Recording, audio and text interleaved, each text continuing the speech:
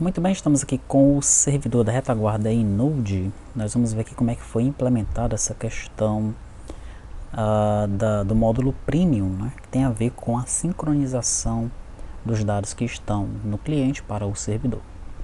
Normalmente, quando nós desenvolvemos uma aplicação, né, nós deixamos o banco de dados em um servidor, na retaguarda, na nuvem, e os dispositivos, né, a aplicação, ela acessa diretamente esse banco de dados, né? Não diretamente o banco de dados, mas ela vai no servidor, né?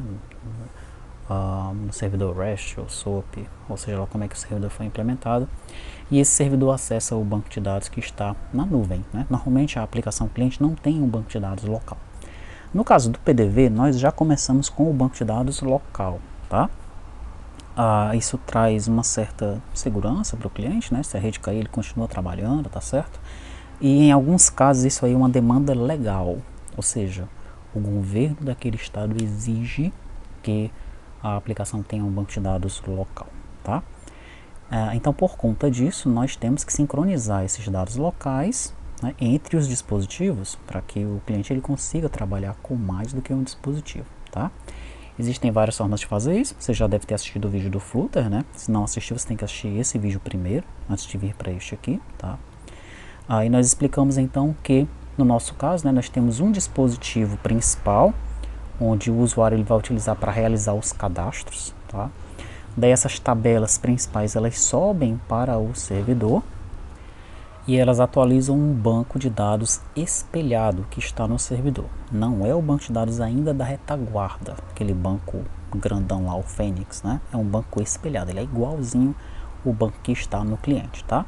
Esses dados sobem e ficam no banco espelhado. Depois os outros dispositivos descem esses dados para que eles sejam atualizados, tá? As tabelas centrais, elas são idênticas em todos os dispositivos. Quais são essas tabelas? Produto, unidade, cliente, fornecedor, são os mesmos dados, tá? Já as tabelas locais, né, são aquelas tabelas que cada dispositivo tem as suas informações, tem os seus dados, o movimento, a venda, suprimento, sangria, tá?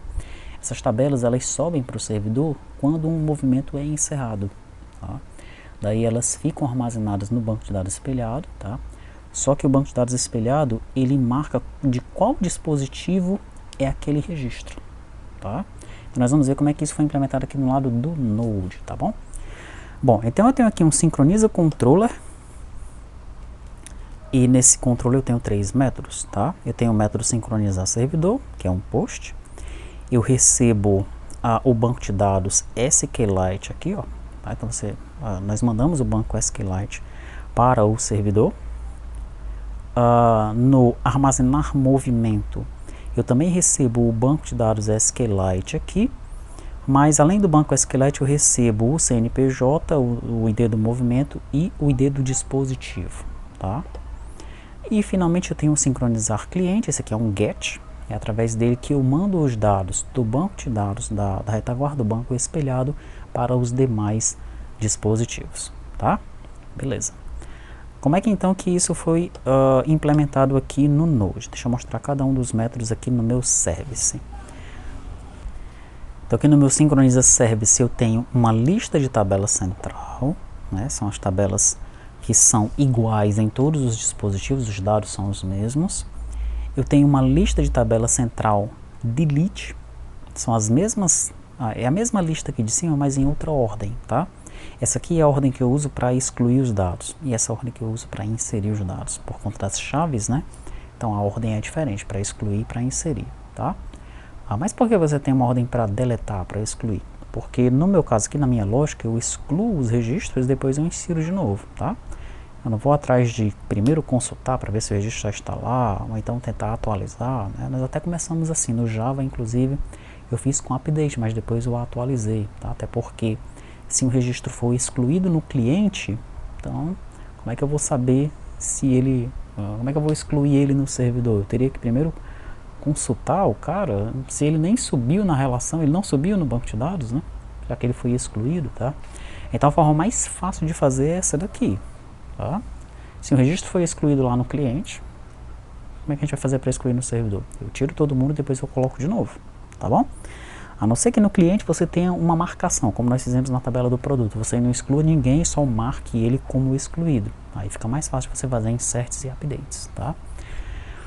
Beleza, e tenho a lista de tabela local, né, que são aqueles dados que cada dispositivo tem o seu, tá? Daí eu tenho os 3 métodos, né? O método sincronizar servidor. Essa primeira parte aqui é aquela que a gente já conhece, eu verifico se a empresa já existe, né? Daí eu crio um caminho para salvar o banco SQLite, porque eu mando esse banco aqui para o servidor. Ele fica dentro de ACBR Monitor na pasta SQLite. Você pode criar uma outra pasta para isso, né, visto que esse procedimento não tem a ver com ACBR Monitor. Mas como cada empresa aqui na minha lógica já tem uma pasta com o CNPJ dentro de ACBR Monitor, eu resolvi deixar isso aqui também lá dentro, tá? Então esse primeiro código aqui é para salvar o arquivo em disco. Nós já fizemos isso com o certificado, então não vou entrar muito em detalhes aqui. Aqui eu abro a conexão com o SQLite, ó, tá? Para isso, né, eu tive que importar aqui, ó, o SQLite, tá?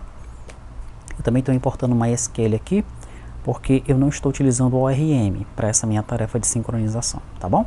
Em nenhum dos servidores eu estou utilizando o ORM. Talvez no do Delphi lá eu utilizo as opções que vieram com o MVC Framework, mas aqui não estou utilizando o nosso ORM, tá bom? Legal, aqui eu crio a conexão com o MySQL, tá? Daí eu crio aqui uma lista de colunas de inserts e de deletes. Eu vou criar os deletes e criar os inserts e depois eu vou executar. Essa é a lógica, tá? Primeiro eu varro a tabela, lista tabela delete, tá bom? E aí eu crio aqui um delete from, nome da tabela, e vou colocando aqui nessa lista de deletes, ó. Depois eu vou executar cada um deles. Daí eu faço um laço em lista tabela central, vou no SQLite e pego a informação de cada tabela, que é para eu pegar a lista de colunas de cada tabela. Vou colocar nessa lista de colunas dentro desse array, ó, lista colunas. Daí eu consulto os dados da tabela, tá? E eu vou montando o meu SQL aqui, ó, tá? Eu vou ter um SQL insert. Eu vou pegando aqui os valores e vou colocando dentro de valores, né? Valores dentro de valores e colunas dentro de colunas. De tal maneira que no final desse laço aqui, lá no final, ó, eu vou poder montar a minha consulta insert, tá? Insert int, tabela, colunas que eu montei aqui e valores que eu montei aqui, tá? Você coloca aqui depois um breakpoint e vai debugando isso daqui para você compreender direitinho como é que é a lógica, né? É muito simples, tá, de compreender. Tem que prestar apenas atenção aqui em alguns detalhes do laço para você não se perder, mas depois que você compreende a lógica, você vai entender plenamente como é que isso aqui funciona. Pronto, depois que eu monto aqui o meu insert, eu coloco o insert dentro dessa lista, tá bom? Aí quando eu termino aqui o laço, ó, que eu navego por todas as tabelas da minha lista, né? Eu abro a conexão com o MySQL, daí eu faço um laço na lista de deletes e executo todos eles, deleto todo mundo dessas tabelas.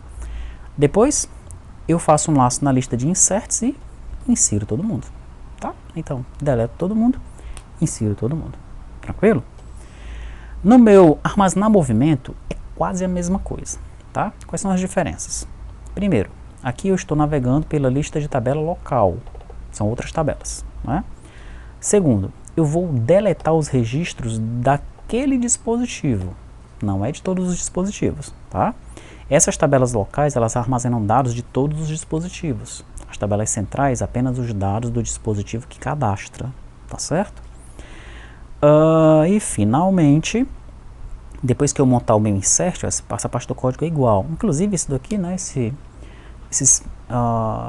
esses métodos, eles podem ser melhorados, porque tem código duplicado. Eu deixei o código duplicado para ficar melhor para você entender.